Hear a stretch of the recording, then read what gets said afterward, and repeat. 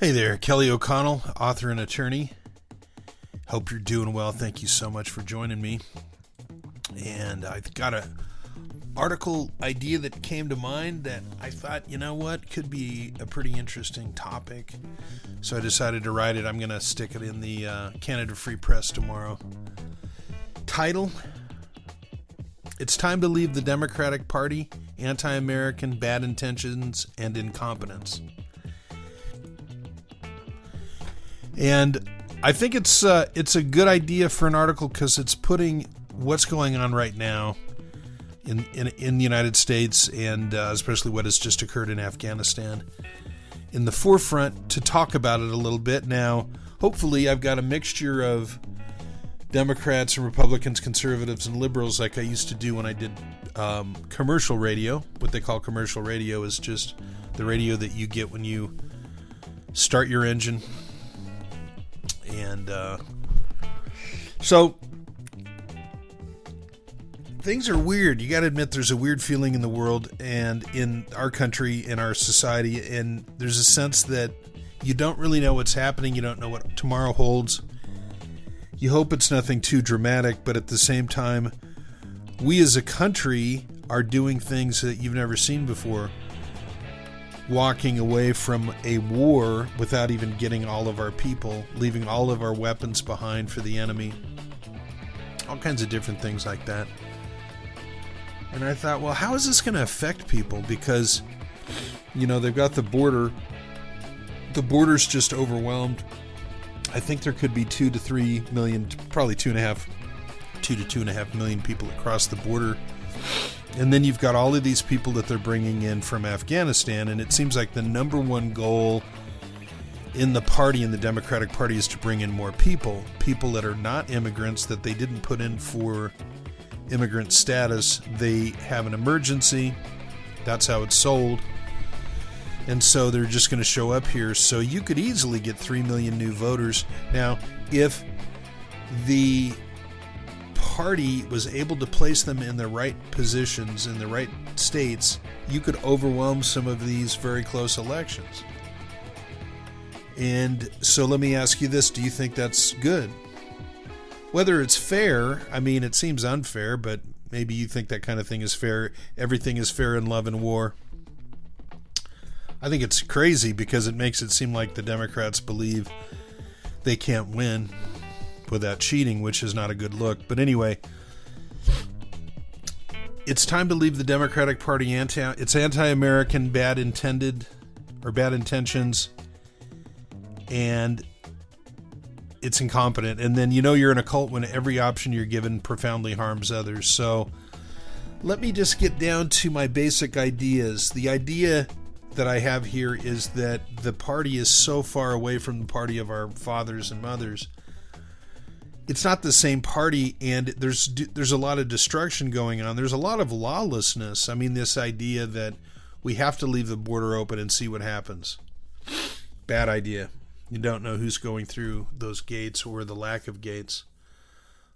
You have to shut down the oil industry in America to fight against global warming, even though we're helping the oil industry in other countries, disproves the sincerity of this with the Democrats.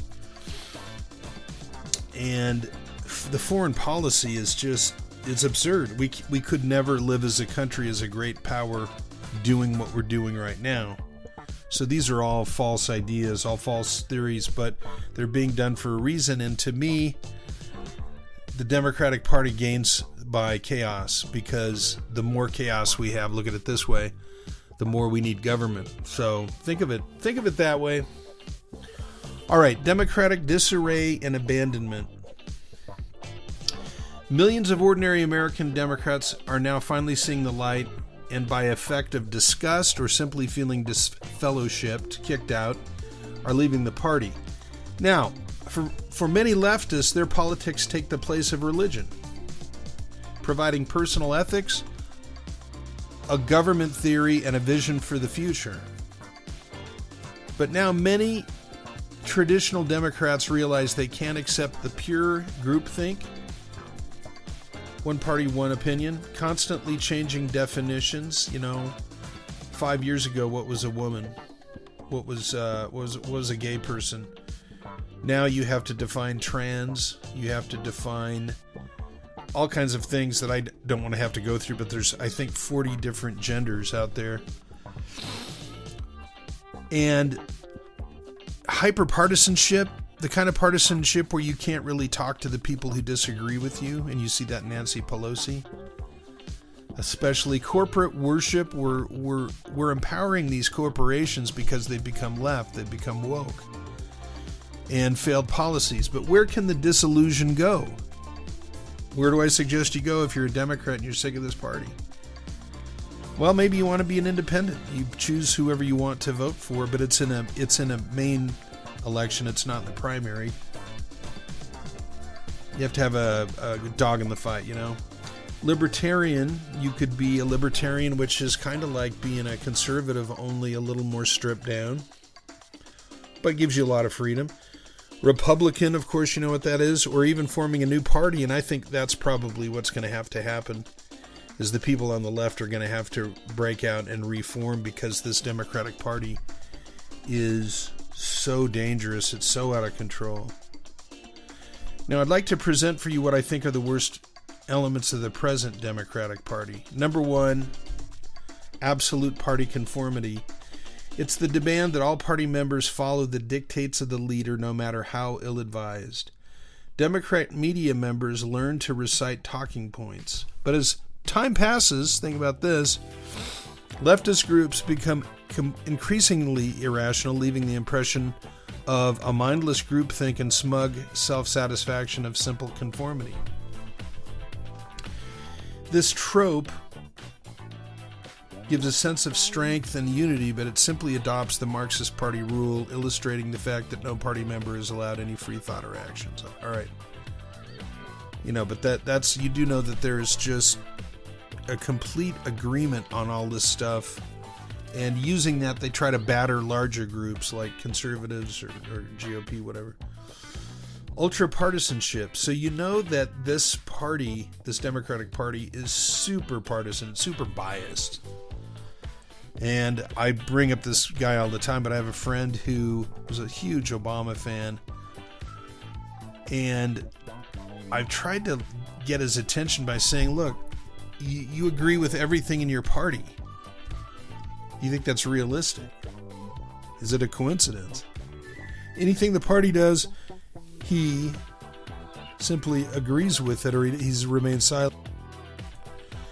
And it's frustrating. It also means that you can't really have a conversation with this guy. Because what is there to talk about if everything is a talking point of the party? Now, ultra-partisanship is chief staple of modern leftism, incredible partisanship and malevolent bias. And it's not just partisanship, being party-oriented. And somebody who wrote a beautiful book on that, and I think I've got it here on my shelf. Kind of looking right now. Let's see if this is it. Theory of the Partisan, yes. Carl Schmitt. You can get it free online if you look up PDF. This copy is beat up pretty well, but it's a beautiful book. But, you know, it's not just party orientation and party loyalty. It is an anger and fury and a rejection and a dismissal of every person who doesn't agree with you, which is dangerous. It's totally pointless. It doesn't have to be that way. One need only recall the savage reception when Donald Trump was met with unmitigated fury before entering office. Implying Trump a neo-Hitler antichrist, countless leftists, including many vapid or mindless celebrities, were manipulated into decrying his unprecedented level of evil and lust for power. If you can remember, it wasn't that long. People talked about this stuff all the time. In fact, progressives superbly orchestrated a spectacular wave of hate towards Trump, which was unprecedented in U.S. history. Now, why did they do this? Well, knowing Trump's magnificent skills and putting aside his maybe truculent or irritable or whatever you want, unpleasant personality. guy has just mad skills, and the Democratic Party was weak. So Pelosi and company decided their only chance at victory was to keep their Marxist plans. To keep their Marxist plans was all-out war. Further, these leftist Democrats believe even the most trivial disagreements deserve a fight to the death. And so one of the really unpleasant things is the partisanship, where you can't even talk to people on the other side because it's not just a disagreement.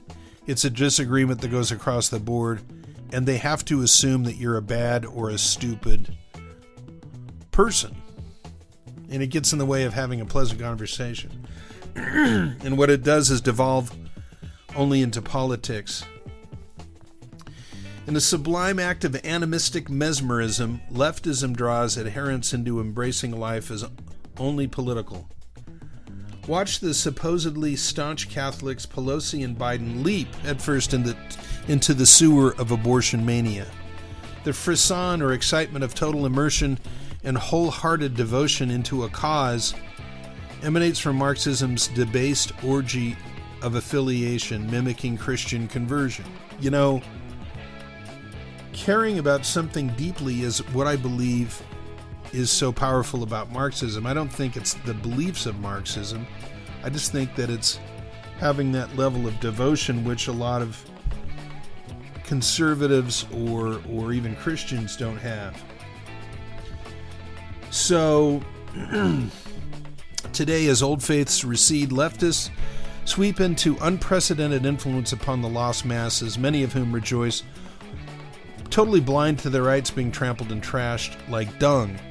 But if everything devolves into politics, then religion and morality are just kabuki theater, as cynical partisans angle for accretion or building up of ever-increasing power. This results in a ghetto society where all persons are manipulated into evoking state morality, and none may reject state beliefs. Big brother. All right, so now we have a fixation on decrepit or aged old leadership. Leftism's dependence on aged infirm leaders is a ghastly, if not ghoulish, reality. It's well represented by the moralizing and insipid tyranny of octogenarian Pelosi and Biden. Now think about this.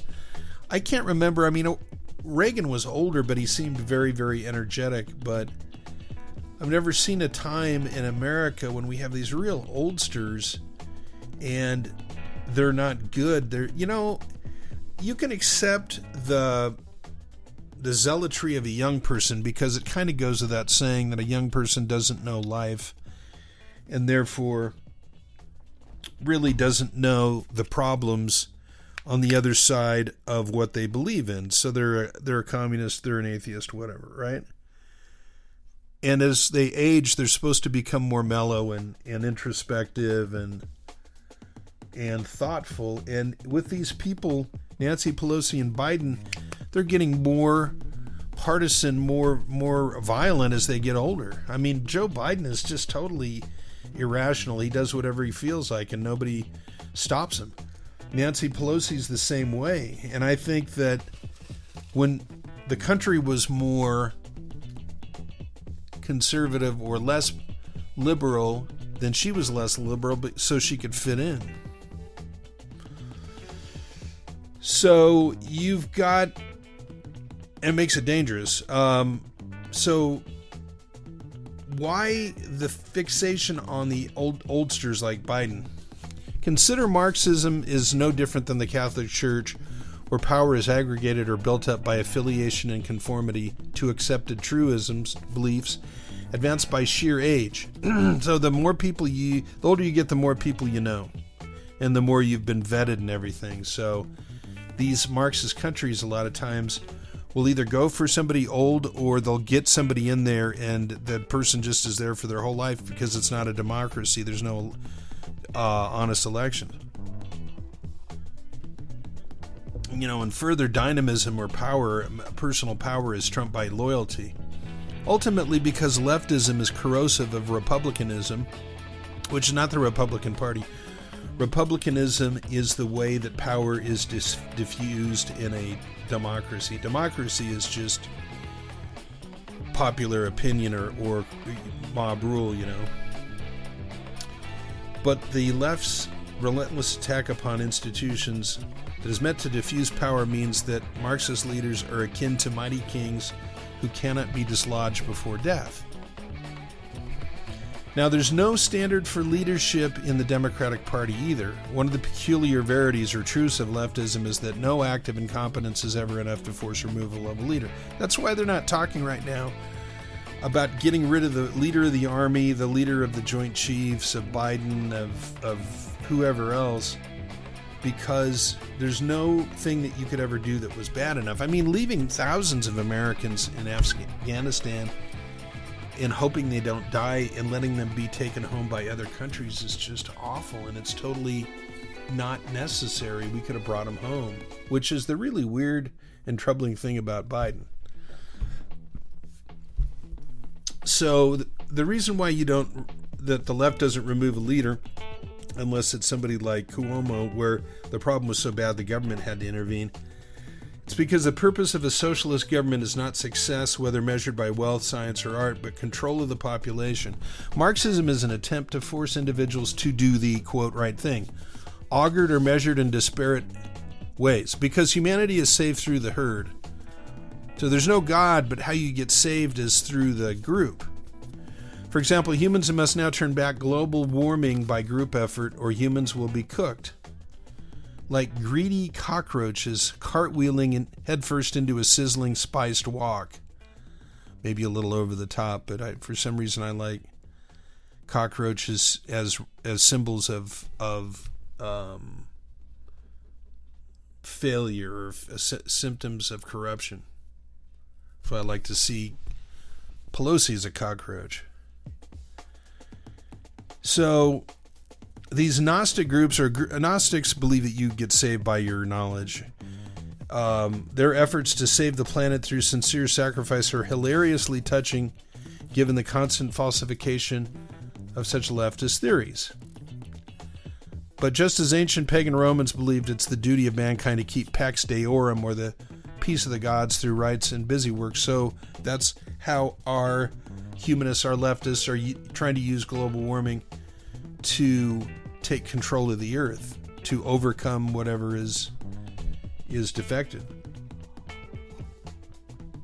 Another reason to get rid of Democrats, your Democrat affiliation, is there's no standards for leadership. Well, I just read that. All right. Now, descent into spectacular catastrophes, that's one of the most peculiar and weird and unsettling for Democrats or for liberals aspects of the Democratic Party, but really about leftism, about Marxism, about socialism. And perhaps the most inevitable aspect of Marxism is spectacular failures. Why? Because so many elements of leftist convictions are opposed to reality. It becomes a grimoire of humanist illusions, or a prayer book. The worship of a prayer book of evil, by the way. The worship of previously failed policies is a specialty. Pondering the shocking failures in just the U.S.-Afghanistan exit, one single likely factor links all. A disinterest in or active dislike of other humans. Now think about this. Nobody would fly the army out of a country and leave thousands of Americans behind unless they either had to, they had no choice, or B, and we know that's not true, B would be that they did it because they don't like people. They don't like Americans. They don't like allies. So, the worship of previously failed policies is a specialty. Pondering the shocking failures in just the U.S.-Afghanistan exit, one single factor is this disinterest in humans. One cannot escape the absolute cavalier manner in which Americans and our allies were abandoned like bags full of dirty diapers. Casual cruelty doled out like candy corn at Halloween. And don't forget Mao's Great Leap Forward, where a doomed great idea of communal farming collapsed with 40 million Chinese deaths. Here Marxism raises its ugly head, for Karl Marx was an angry man hating authority, while the ultimate authority is God, and without the love of God, how does anyone claim to have a genuine concern for others? And that's, it's a huge question. Now, departing for truth, these these reasons and many more, disillusioned Americans are leaving the mentally sick, emotionally paralyzed, and spiritually bankrupted Democratic Party. Maybe one of these weary and disillusioned folks is you or someone you know. If so, your sincere demand for truth and a refusal to countenance scorn and rejection is saluted. C.S. Lewis wrote, "Thirst was made for water, inquiry for truth." You're an intrepid searcher for reality, and your journey will not fail, but shall deliver a richer life and better world as well, if you stay the course. All right, short and sweet there. I think that the average Democrat is sick of his own party, her party, and you realize that it's failed, and yet you don't have anywhere to go. So I would say get out of it and find something else before it all implodes. All right, next I've got weird news, and I think you'll like these stories. Kelly O'Connell. All right, so these are totally unrelated stories of weird news. September 9th, 2021. Airlift successfully rescues cow from a mountain. And in Switzerland, they put cows up in the mountains in the summer, and then they have to lower them when winter comes because of the snow. But in one herd, 10 cows were injured and couldn't hoof it down safely. So they arranged for a helicopter to come and take them down. The cows were held in a mesh harness. Farmers grabbed ropes to guide them down. Farmer Jonas Arnold noted, "I didn't ask a cow how it feels after such a flight, as it couldn't answer, but it was only a short, calm flight." All right, so Jonathan George, 31, of Norwalk, Ohio, told police August 30th his dog Lula had shot herself while bringing him his gun. The problem? The dog was shot in the jaw. So officers didn't believe that. His blood alcohol was 1.7. And he finally admitted that he'd been trying to unload his gun when he shot the dog. And the dog is okay, but lost an eye, if that sounds right. Now, in South St. Louis, we realize there's been a lot of storms coming through these areas. And so in these old streets, when heavy rain falls in St. Louis, the street explodes with water charging up through any cracks and manholes it can find. Fox 2 TV reported on August 30th, resident Sasha Heath recorded a video of such a phenomenon. You hear manholes kind of trembling, you hear the water exploding, and it sounds like steam, and then chunks of asphalt are flying in the air. Heath said, obviously, you don't want asphalt chunks flying into the bottom of your car, but the Metropolitan Sewer District did defend its system and said the water's gotta go somewhere. All right, here's another story, and this is a lady claims that a man insulted her pimp and got mad, and two gentlemen talking and having just a regular conversation. A lady comes up and gets mad at one of the guys and whips out a razor blade and a box cutter slices the guy's hand. The guy calls the police. The police come up and look at the video and don't see anything untoward, but she got angry, and so they have charged her with assault and battery with a deadly weapon. All right, now in the great scheme of things, Florida is the home of about half the weird news you read for some reason. Palm Beach Gardens. Guy pulled into a gas station, 3900 block of North Lake Boulevard. He went to get some gas, making a strange noise, driving an SUV, missing a tire, riding on the rim, stopped by a pump, paid for some fuel, and pumped it into the vehicle, pulled into a parking space and passed out. And then he regains consciousness, reverses the vehicle, runs over the parking block, the piece of concrete to stop your car, and slammed into a concrete structure. Police were called with blood, shot watery eyes, slurred speech, bloody lip. He interacted with the officers, and he denied having done the collision. They asked him, "Sir, how much have you had to drink?" And he said, Obviously, not enough.